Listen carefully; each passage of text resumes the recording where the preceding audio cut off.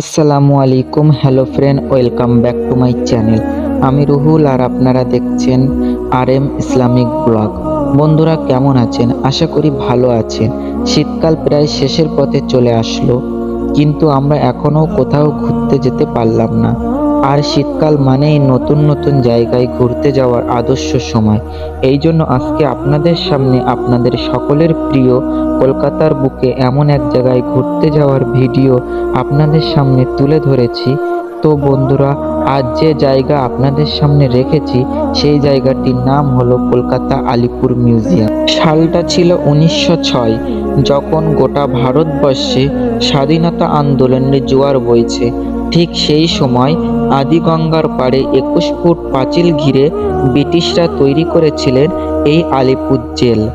তার উপর একের পর এক স্বাধীনতা সংগ্রামীদের ঠিকানা হয়েছিল এই আলিপুর জেল। অনেকেই বীর সন্তান হাসি মুখে ফাঁসির দড়িতে ঝুলে পড়েছিলেন, অনেকেই ইংরেজদের অত্যাচারেও মৃত্যুবরণ করেছিলেন। সেই সব ঐতিহাসিক ভারতবাসীর অন্তরে আজও টাটকা রয়েছে। তাদের বলিদান কেড়ে নিয়েছিল আমাদের স্বাধীনতা। ভারতের 75তম স্বাধীনতা দিবস এই জেল পরিণত হয় আলিপুর মিউজিয়াম। আর কয়েদিদের সরিয়ে নিয়ে যাওয়া হয় বারুইপুরের নতুন জেল প্রেসিডেন্টস জেলে। ভারতের স্বাধীনতা সংগ্রামের ঐতিহাসিক কলকাতার আলিপুর জেলে স্মরণীয় হয়ে থাকবে চিরকাল। ব্রিটিশ সরকার 1864 সালে আলিপুর জেল উপস্থাপন করেন। সিপাহী বিদ্রোহের পর কয়েক বছর কেটে গেছে, ব্রিটিশরা বুঝতে পেরেছিলেন দেশে শাসন ঘোষণ অত্যাচার চালাতে কারাগারের খুব প্রয়োজন। 1906 সালে নতুন করে আলিপুর জেলে তৈরি হয় আদিগঙ্গার পাড়ে। 118 বছর পেরিয়ে আজকের আলিপুর সেন্ট্রাল জেলে একাংশ তৈরি আলিপুর জেল মিউজিয়াম। স্বাধীনতা ও ইতিহাসের বহু ঘটনার সাক্ষী রয়েছে এই কারাগারের মিউজিয়াম। চরম পরিস্থিতিতে বিপ্লবী আন্দোলনের বহু বিপ্লবীরা কারাবাস ছিলেন এই জেলে। বন্ধুরা, এই বন্দুকগুলো দেখতে পাচ্ছেন, এই বোমাগুলো দেখতে পাচ্ছেন, এইগুলো তাদের সেই রেখে যাওয়া স্মৃতি। প্রত্যেকটি বোমা অস্ত্রের নিচে কিভাবে মৃত্যুবরণ করেছিল, কি হয়েছিল, সব স্পষ্টভাবে লেখা আছে। বন্ধুরা, আপনারা আসলে এগুলোকে পড়ে বুঝে নেবেন কত তারিখ, কত সাল, কে মৃত্যুবরণ করেছিল সম্পূর্ণ দেওয়া আছে। তো বন্ধুরা, এখন যে গুলিগুলো দেখতে পাচ্ছেন এগুলো দেহ থেকে বার করা হয়েছিল। দেখতে পাচ্ছেন বন্ধুরা, এই গুলিগুলো তাদের মাথা থেকে বার করা হয়েছিল। সেগুলো সম্পূর্ণ এই নিচে কালো বোর্ডে লেখা আছে। এখানে আরো অনেক কিছু দেখতে পাবেন, তাদের রেখে যাওয়া গুলি, বন্দুক, রিভলভার, ছুরি, আরো ইত্যাদি নানা রকম জিনিস তোমরা দেখতে পাবেন। তো বন্ধুরা, আমরা একটু এদিকে তাকালেই দেখতে পাচ্ছি একটি গাড়ির চাকা, তার পাশেই দেখতে পাচ্ছি একটি ঢাল, যে ঢালটি তাদের ব্রিটিশদের গুলির আঘাতে ডালটি পুরো ছিদ্র হয়ে গেছে। তো বন্ধুরা, আমরা বাইরে এসে দেখলাম যে ব্রিটিশরা ভারতবাসীদের সাথে কিভাবে অত্যাচার করত সেই একটি দৃশ্য তুলে ধরা হয়েছে।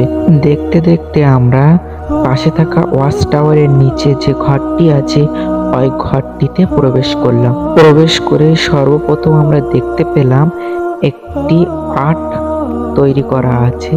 সেটি হলো কলকাতা আলিপুর মিউজিয়ামের একটি দৃশ্য, খুব সুন্দরভাবে ওখানে তৈরি করা হয়েছে। তো বন্ধুরা, আমরা ওখান থেকে বার হয়ে চলে গেলাম কয়েদিদের ঘরে, যেখানে তাদের বিছানা, কিভাবে গোসল করত, কিভাবে খেত, কোথায় কি করত, সব আমরা দেখাবো। তার আগে আমরা সেই ঘরে প্রবেশ করে নিলাম।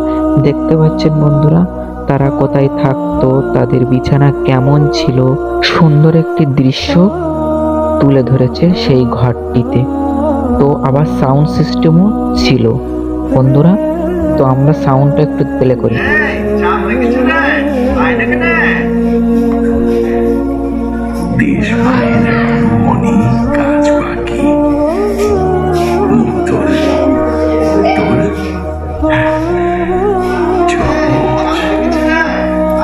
আমাদের যে জানতেই হবে। তো সত্যি কথা বন্ধুরা, আমি যখন ঘরটিতে প্রবেশ করি তখন আমার বুকের ভেতরটা যেন কেমনভাবে কেঁপে উঠেছিল। তো আপনারা আসবেন, দেখবেন, বুঝতে পারবেন। তো বন্ধুরা, এদিকে আমরা দেখতে পাচ্ছি যে ব্রিটিশরা কিভাবে হাতে টাইম দেখে ভারতবাসীদের চুল দাড়ি কাটাতো। তো ওদিকে আমরা গিয়ে একটু দেখবো কি আছে। তো ওদিকে গিয়ে আমরা দেখতে পাচ্ছি বন্ধুরা, দেখুন কিভাবে ব্রিটিশরা ভারতের ওপর বেতের কাটার লাঠি দিয়ে অত্যাচার করছিল।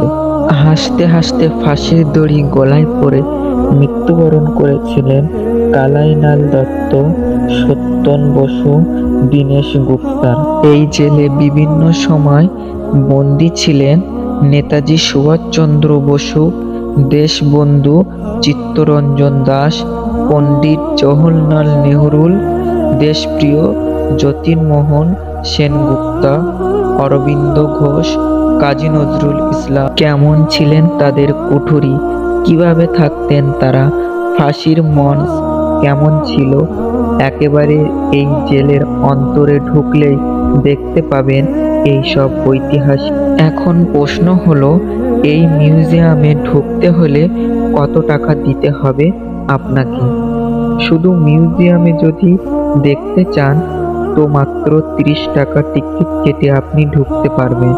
তবে আপনি যদি লাইট অ্যান্ড সাউন্ড শো দেখতে চান তবে আলাদা করে 100 টাকা টিকিট কাটতে হবে। এবারে বলি কি বারে খোলা থাকে আর কি বারে বন্ধ থাকে। প্রতি মঙ্গলবার থেকে রবিবার খোলা থাকবে এই মিউজিয়াম, সোমবার বন্ধ এই মিউজিয়াম।